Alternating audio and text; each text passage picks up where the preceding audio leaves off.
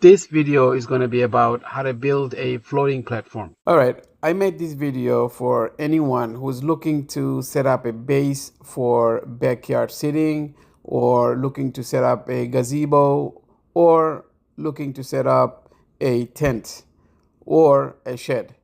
So this is a workable floating platform, which I find very easy to build, and you don't have to dig.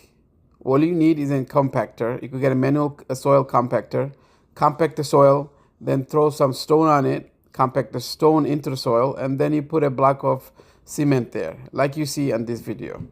To get started, I had purchased 4x4 by 12 because I wanted the platform to be 10 by 12. Okay, so they're all pressure treated. That's very important because it's going to be outside. You want your project to last long. It costs a little bit more money, but trust me, it's all worth it. The 2x4s are on top of 4x4s, as you see here. And I spaced the 2x4s 16 inches apart. So these 2x4 are 10 feet long. And the 4x4s that you see, the three big posts on the bottom, those are 4x4s. They are 12 feet long. And these planks are 1 inch thick. I put them outside of the shed because, again, for better weather resistance.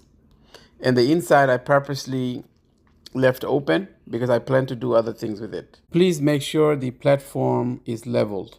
If it's not leveled, you're going to have a hard time with whether you put a gazebo or a tent or whatever else you put in.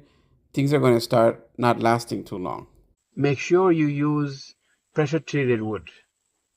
If you like this video, don't forget to like and subscribe and share it with your family and friends. Thank you for watching. Keep commenting.